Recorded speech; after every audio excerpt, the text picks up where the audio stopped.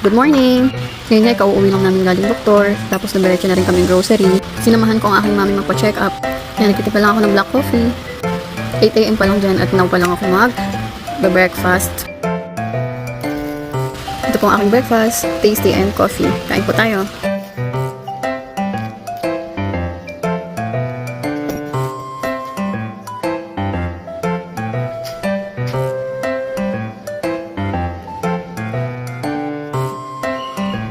After ko nga po pala mag-breakfast, ayan, nasalang na ako muna ng sinaing. Nagpahingi po pala ako ng talbos sa tita ko kasi kailangan ng mami ko yun para sa dugo niya. Inutusan ng tita ko ang pamangkin na dalhin ang talbos.